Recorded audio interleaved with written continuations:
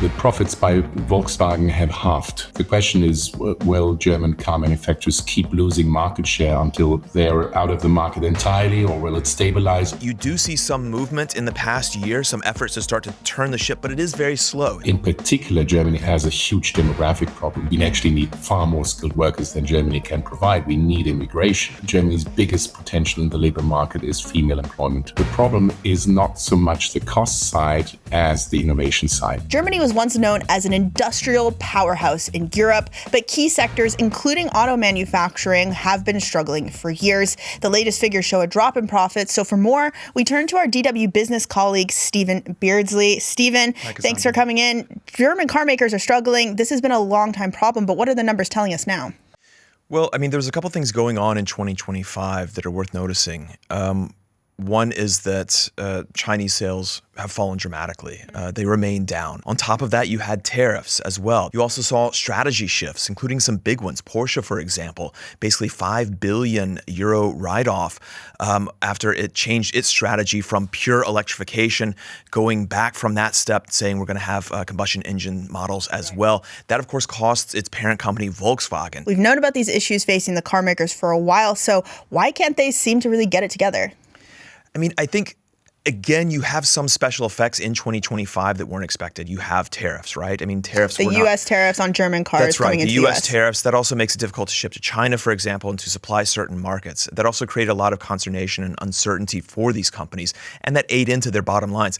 The bigger issue really is China, though, and that's something that they can't really control. The economy in China is down, and you had a number of car makers, Mercedes and Porsche really stand out, that really wanted to sell luxury to China. Again, you do see some movement in the past year, some efforts to start to turn the ship, but it is very slow. Okay, so that was why they couldn't turn it around. But casting our eye to this year, can they turn it around? How crucial is 2026 to these German car brands? 2026 will tell us a number of things about how these companies are positioning themselves and how new offerings will appeal.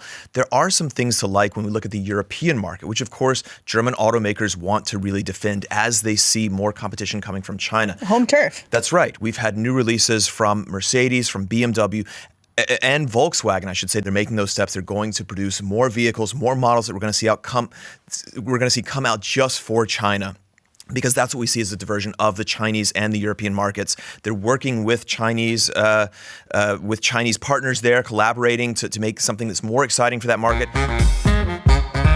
So, of course, the car makers are just one part of this story. It's an issue which affects the entire German industrial sector and therefore the economy as a whole. So Marcel Fratzscher, president of the German Institute for Economic Research in Berlin, can join us now to tell us a little bit more. And Marcel, it looks like German industrial production has slumped significantly. Is this just a blip, or is this a sign of broader decline? This has been an ongoing process at least since 2019, so for the past 6-7 years. Particularly the automotive sector, but also other sectors. So this has been a longer-term trend, though we have to be aware Germany has a fairly large industrial sector, and not all sectors are affected equally, but the automotive sector is particularly strongly affected. And so against this background, do you see the crisis, for example, that's happening in Iran right now, the effect on energy prices, as something which could significantly weigh on Germany's economy as it tries to get out of this slump? Because one of the big issues that industry complains about is the high cost of energy in Germany. Yes, it will have a big impact on the German economy, partly because Germany is highly dependent on energy imports of gas and oil, not necessarily from the Middle East, but from the rest of the world. And as market prices all over the world are rising, it's hitting Germany harder than others, also because we have a fairly large energy-intensive industry in Germany. And so one mechanism is precisely higher energy cost, a faster increase than, let's say, in the China or the United States, and that puts German industries at an additional disadvantage.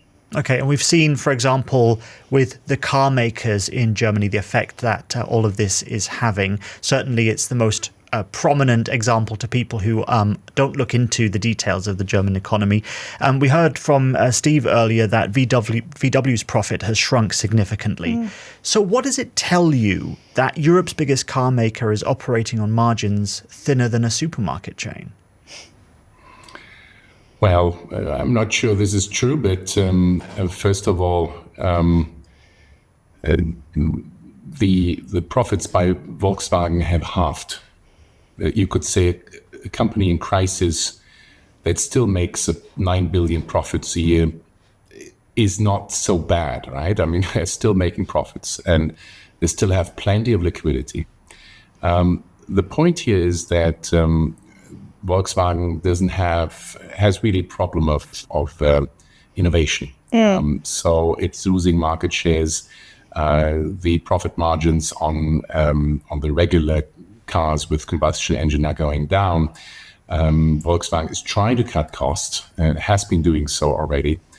So the problem is not so much the cost side as the innovation side. And we all know Chinese, American, South Korean companies are moving ahead on electric cars and battery technologies, and German car manufacturers are left behind. So the challenge is not short term, the challenge is long term. And as I said, on the profits and liquidity position, it's still fully in the hands of German automotive makers to turn the tide and become competitive again.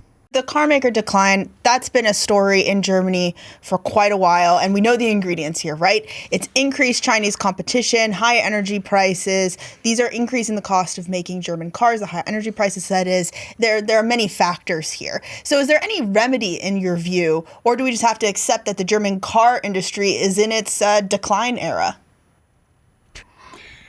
Well, from an economic point of view, companies, industries often go in waves. They have good times, and the German automotive sector has had spectacularly good times between, let's say, the late 90s and 2018, 2019, increasing sales, capturing market share elsewhere in the world.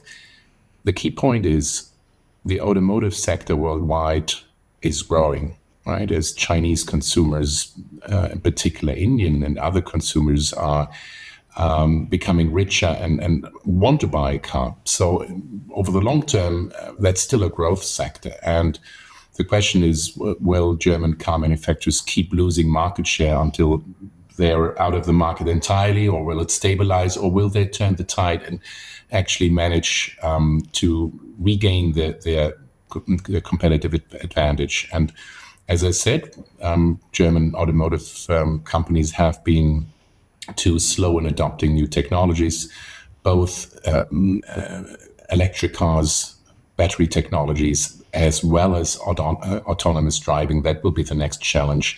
And that will be probably a much bigger challenge to the automotive sector than the e-mobility. When you put it that way, it almost makes the problem sound worse, that there's a pie that's growing and even still the German slice of it is shrinking. It makes me think of the people who have these jobs, which were once considered quite safe jobs here in Germany, because more than half of German business associations are expected to cut jobs in 2026. How bad could the unemployment picture get here, especially when we're talking about industry and autos and the like? Well, unemployment is very low in Germany. At least for historical comparisons, we don't have an unemployment problem at an aggregate level. Yes, industry is shedding jobs, but these jobs are needed elsewhere.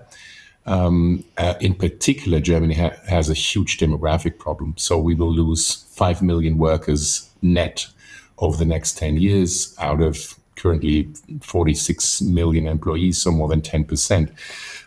So there will be a reallocation of those jobs. As I said, the chances are good that they're going to find jobs elsewhere, but probably not as well paid. The automotive sector has been paying spectacularly well if you look at the skills and the wages that we have received compared to other sectors, but that will change, and that will hit, of course, many workers very hard. And plenty of companies and industry associations have been saying, well, then how about we lengthen the time until retirement? Let's cut taxes. Let's have more relaxed labor laws. Are you of the opinion that those are things that are necessary in order to turn around the economy? Well, quite the opposite. I think we don't need to bring people in early retirement, as I said, to relaunch the German economy, to regain growth and competitiveness. We need skilled workers. We actually need far more skilled workers than Germany can provide. We need immigration. I think that's one of the suggestions is that they say that the statutory age for retirement should be pushed back as long as possible. Absolutely. Well, maybe not as long as possible. You don't want to have a retirement age of 80, but certainly more than 67, as it is going to be in Germany over the next few years. So yes, we need a higher retirement age. Much more importantly, Germany's biggest potential in the labor market is female employment by women. Apart from the Netherlands, no country in the world has a higher share of part-time women working, not necessarily voluntarily. Many want to work more. So there's a huge potential in the labor market of highly skilled people and also immigration, by the way. So that provides an important potential for companies to have the skilled workers they need. But as I said before, the challenge right now is how to shift workers that are laid off in industry, in the automotive sector, to other sectors where they need it, and that may need some reskilling and some additional training to be fit for those jobs. Okay, and one last question, because we're running out of time. In his book, Kaputt, Wolfgang Münchau suggests that Germany's biggest curse is that it needs to break corporatism, the idea that the government is tied up with industry, that the government essentially picks winners, it chooses subsidies to support its favoured industries.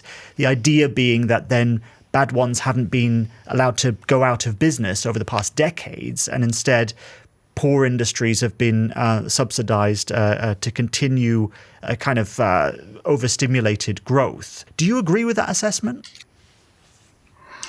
I agree with the assessment that corporatism is a problem in Germany. We have too much proximity between big business and politics. And that explains why it is so difficult for the government to let go and allow transformation and more competition. Having said that, we have to be a bit careful to believe neoliberalism. So let the market decide everything and the government stands back and markets regulate themselves. That's equally naive and wrong.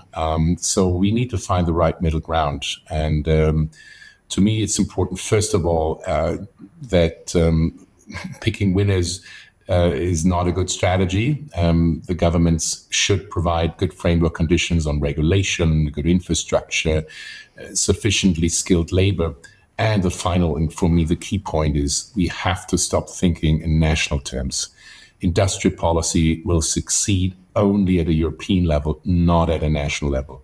We need to understand in Germany that Germany has a small market. We have a small economy compared to the US or China. And our best hope to produce European champions is really European. We won't have national champions, but European champions or no champions. And that hasn't sunk in. So we need to understand Europe is our future. And everyone in Europe is doing too little to realize that at the moment. Hey YouTube, thanks for checking out this preview of our podcast, The Dip. And if you want more, then you can check out our playlist, which you should see on the side of your screen right now. And you can also scan the QR code that will appear on your screen at some point, or check the video description for a link that you can find wherever we have our podcast. And until next time, thank you very much for checking out The Dip.